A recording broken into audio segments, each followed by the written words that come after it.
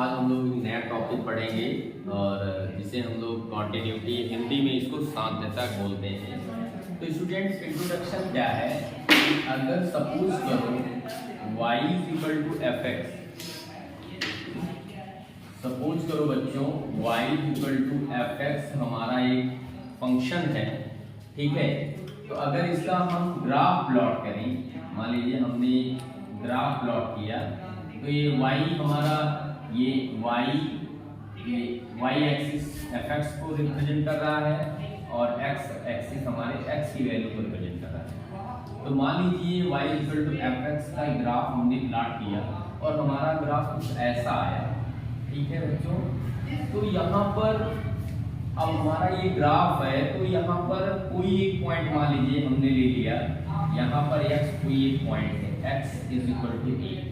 तो x is equal to a पर हमारा यह जो ग्राफ है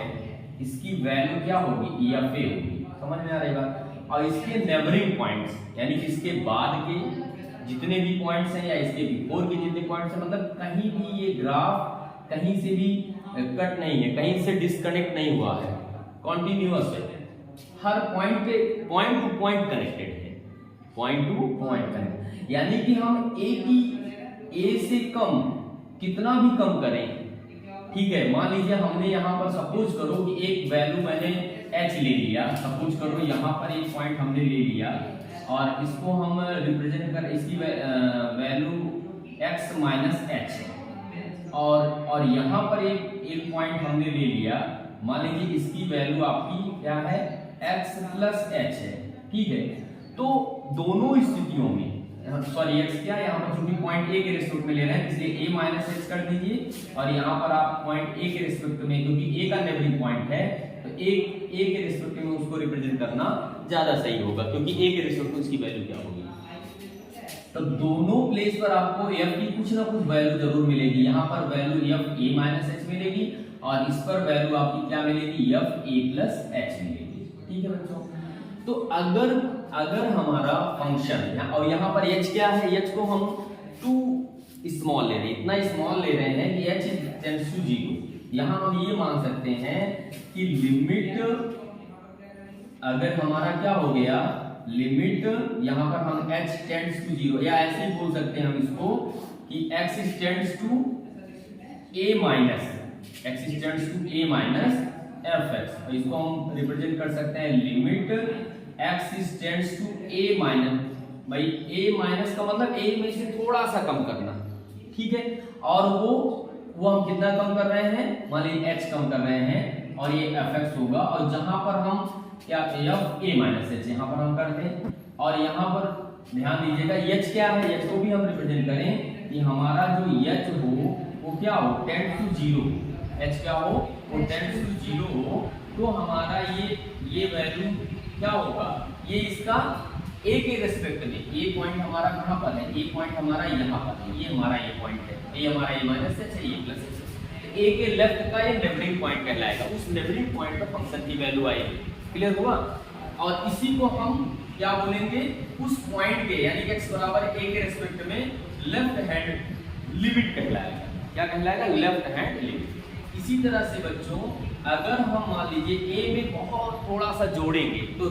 वो जाहिर सी बात है a की राइट साइड की वैल्यू, राइट साइड के दो जितने भी x के वैल्यू आएंगे उसके रिस्पेक्ट में हम फंक्शन को फाइंड करेंगे। तो मान लीजिए x tends to a positive, यानी कि अब वो a से आगे अप्रोच कर रहा है f x, तो ये क्या होगा, ये हमारा इसमें निश्चित रूप से हमको क्या करना पड़ेगा, हमको a में कुछ ना कुछ जोड़ना पड़ेगा, a में हमको क्या करना पड़ेगा, कुछ ना कुछ जोड़ना पड़ेगा। या ऐसे भी कर सकते हैं इसको, आप एक ऐसे इसको ऐसे कर दीजिए, यहाँ पर यही पर कर दीजिए लिमिट h टेंड्स टू 0 और यहाँ भी कर दीजिए लिमिट h टेंड्स टू 0। हमने h ही जोड़ दिया तो यहाँ क्या हो जाएगा, f a प्लस एच। और इस तरह से ये हमारी क्या हो गई, ये हमारे उस पॉइंट a के राइट साइड की वैल्यू हो गई। राइट साइड पर डोमेन का मान, यहाँ पर डोमेन का मान क्या है हमारा a प्लस एच है, इसके रिस्पेक्ट में फंक्शन का मान। और यहाँ पर ध्यान दीजिएगा h हमारा कितना, h हमारा इतना छोटा है कि टेंड्स टू 0 है, 0 को अप्रोच कर रहा है, ये हमारी क्या हो जाएगी, राइट हैंड लिमिट हो जाएगी। अच्छा बच्चों एक चीज ध्यान दीजिए, जीरो इसलिए अप्रोच कर रहे हैं क्योंकि आपको पता है कि कोई भी लाइन, अगर कोई भी हम लाइन खींचते हैं तो लाइन क्या है, लाइन को अगर हम डिफाइन करें, लाइन क्या है, the collection of infinite points, the collection of infinite point in certain pattern is known as a line. Line क्या है, पॉइंट्स का ही तो कलेक्शन है। तो अगर ऐसा हो कि दो पॉइंट्स के बीच में बिल्कुल गैप ही ना हो, हाँ, इतना भी हम मतलब कहने का सेंस है बिल्कुल गैप, अब ये स्थिति क्या आएगी, अगर यहाँ पर LHS हमने निकाला, LHS हमारा क्या आ गया, इस पॉइंट के लेफ्ट साइड के, लेफ्ट साइड में पॉइंट टू पॉइंट वैल्यू हम लिमिटिंग वैल्यू निकाल रहे हैं, और दूसरा ए के सापेक्ष में यहाँ पर राइट साइड में हम लिमिटिंग वैल्यू निकाल रहे हैं। अच्छा यहाँ एक चीज ये भी ध्यान देने की जरूरत है, लिमिटिंग वैल्यू का क्या मतलब है, लिमिटिंग वैल्यू का मतलब होता है अप्रोचिंग वैल्यू, जैसे उस वैल्यू को अडॉप्ट कर रहा है, जैसे कहने का सेंस ये है कि जहां हमारा एच क्या है, हमारा एच जैसे जैसे आप ध्यान दीजिएगा, इसके हम इधर जाएंगे, हम ए के लेफ्ट में जाएंगे तो हमारी एच की वैल्यू बढ़ती जाएगी, ठीक है, और ए के राइट में जाएंगे तो एच की वैल्यू बढ़ती जाएगी, और ए के क्लोज में आएंगे तो एच की वैल्यू घटती जाएगी। तो इसका मतलब क्या है कि एच के क्लोज से लेकर के वहां से दूर तक आपका वो एक्सपेंशन होगा, ठीक है। तो वहां पर क्या ये कोई इस पॉइंट पर फंक्शन कोई वैल्यू दे रहा है, अगर वैल्यू दे रहा है इसका मतलब कोई भी ऐसा पॉइंट नहीं मिल रहा है ए के आसपास, ए के लेफ्ट या राइट में, जहां पर फंक्शन की कोई वैल्यू ना हो। अगर फंक्शन एवरी पॉइंट पर वैल्यू दे रहा है, इसका मतलब क्या है, फंक्शन कॉन्टिन्यूअस है, उस पॉइंट पर फंक्शन कॉन्टिन्यूअस है। और इसके लिए मैथमेटिकली हम क्या कहेंगे, इसके लिए मैथमेटिकली हम कहेंगे ये कि किसी भी पॉइंट पर फंक्शन की जो वैल्यू है उस पॉइंट पर, ठीक है, वो मतलब ये बोल सकते हैं, चाहे आप ऐसे बोल सकते हैं कि left hand limit that is equal to right hand limit, और दैट इज इक्वल टू हमारा उस पॉइंट पर फंक्शन का मान, तीनों अगर आपस में बराबर आ जाए, यानी कि हम इसको बोल सकते हैं limit x tends to a minus fx that is equal to limit x tends to a plus fx, और that is equal to हमारा ये हो जाए, तब हम क्या कहेंगे, then क्या हो जाएगा, then fx is continuous, तब कहा जाएगा कि आपका fx क्या है, continuous है at x is equal to 3, तब ये कहा जाएगा कि आपका fx x बराबर है, ठीक है बच्चों। यहाँ लेकिन बच्चों एक चीज ध्यान देना, यहाँ तो मान लीजिए पॉइंट के रिस्पेक्ट में हम बात करते हैं, सपोज करो पॉइंट ना दिया हो, तब हम कैसे मानेंगे कि तब हमको एक स्लॉट में, मतलब डोमेन के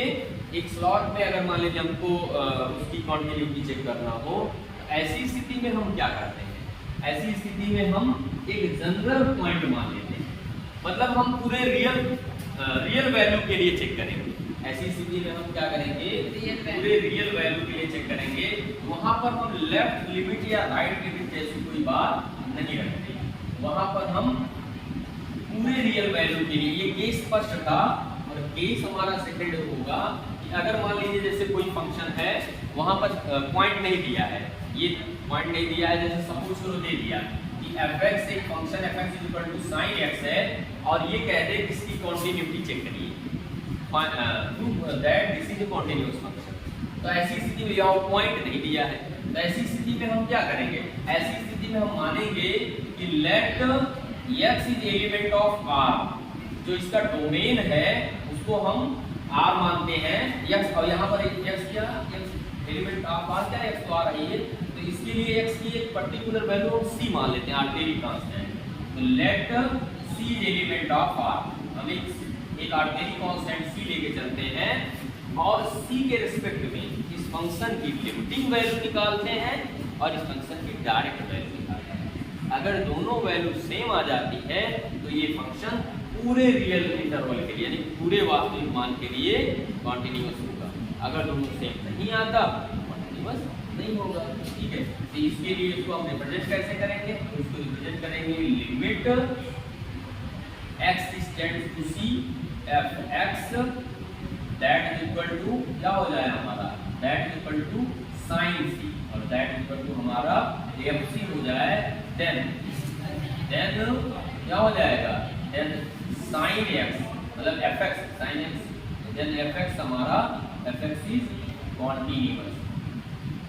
तो हमारा fx क्या होगा, कॉन्टिन्यूअस होगा इन रियल नंबर। हाँ, for all real is continuous for all real value, for all real value मतलब डोमेन के एवरी रियल वैल्यू के रिस्पेक्ट में ये क्या होगा, कॉन्टिन्यूअस फॉर ऑल रियल। ठीक है बच्चों, तो इस तरह से देखा जाए तो कॉन्टिन्यूअस के कॉन्सेप्ट को हम दो तरीके से दर्शा सकते हैं। एक तो अगर पॉइंट दिया है, पॉइंट के रिस्पेक्ट में कॉन्टिन्यूटी चेक करनी है तो हम लेफ्ट हैंड लिमिट निकालेंगे, और लेफ्ट हैंड लिमिट के लिए हम क्या करते हैं, उस वैल्यू में से थोड़ा सा h एक आर्बिट्रेरी कांस्टेंट मान लेते हैं जिसको टेंड टू 0 मानते हैं और उसकी लेफ्ट लिमिट निकाल लेंगे। इसी तरह से फिर हम क्या करेंगे, राइट हैंड लिमिट निकालते हैं, और राइट हैंड लिमिट हम निकालेंगे तो वहां पर हम क्या करेंगे, वहां पर हम थोड़ा सा उसमें h वैल्यू जोड़ देंगे, और फिर हम उसी पॉइंट पर फंक्शन की डायरेक्ट वैल्यू निकालते हैं। अगर ये तीनों वैल्यू इक्वल हो गई तो क्या हो गया, फंक्शन उस पॉइंट पर आपका कॉन्टिन्यूअस होगा। लेकिन अगर पॉइंट नहीं दिया है, ऐसी स्थिति में हम पूरे डोमेन में एक आर्बिट्रेरी कांस्टेंट c मान लेते हैं जो कि उस डोमेन का मेंबर है, उसको कोई भी वैल्यू मतलब अडॉप्ट कर सकता है, एक रियल नंबर है, और उसके रिस्पेक्ट में हम क्या करते हैं, हम उसकी लिमिटिंग वैल्यू निकालते हैं, और फिर वही अगर हमारा फंक्शन की डायरेक्ट वैल्यू, जैसे अब ये इम्प्लाइज करें फंक्शन की डायरेक्ट वैल्यू क्या हो जाएगी, sin c हो जाएगी, यानी कि लिमिटिंग वैल्यू और फंक्शन की डायरेक्ट वैल्यू अगर सेम हो जाए तो पूरे रियल इंटरवल के लिए, पूरे डोमेन के लिए वो क्या हो जाएगा, वो हमारा कॉन्टिन्यूअस। जैसे साइन का ग्राफ आप प्लॉट करो, साइन का ग्राफ आप देखो, साइन का ग्राफ ऐसे जाता है ना, साइन का ग्राफ ऐसे ही जाता है, तो साइन के ग्राफ में जो x है, x हमारा sin x अक्सर आपका लिखा रहता है, यहाँ लिखा रहता है x is element of r, यानी कि ऑल रियल वैल्यू के लिए साइन की वैल्यू मिलती है। लेकिन हाँ, इसका जो रेंज होता है वो फिक्स होता है, वो हमेशा +1 और -1 के ही बीच में आता है। इसका जो रेंज होता है वो +1 और -1 के बीच में आता है,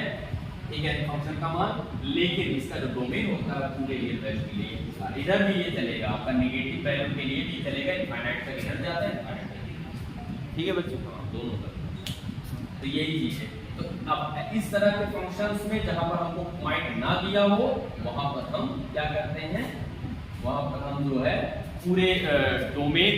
में एक आर्बिट्रेरी कांस्टेंट c के रिस्पेक्ट में लिमिटिंग वैल्यू और डायरेक्ट वैल्यू को हम निकाल लेते हैं। अगर दोनों सेम होता है तो कॉन्टिन्यूअस होगा, अदरवाइज। ये कुछ बेसिक क्राइटेरिया भी। और एक चीज ये भी बात ध्यान दीजिएगा, कुछ क्वेश्चन अभी मिलेगा, क्वेश्चन के माध्यम से आपको बताएंगे कि कभी कभी क्या होता है, अगर हमारा फंक्शन पॉइंट देने के बावजूद भी अगर हमारा फंक्शन क्या है कि वो बदल नहीं रहा है, ठीक है, तो ऐसी स्थिति में हम लिमिटिंग कॉन्सेप्ट ही लगाएंगे, LHL और RHL जैसा कॉन्सेप्ट नहीं लगाएंगे। फिलहाल ये अभी जो क्वेश्चन आपको बताया जाएगा ये और ज़्यादा क्लियर होगा।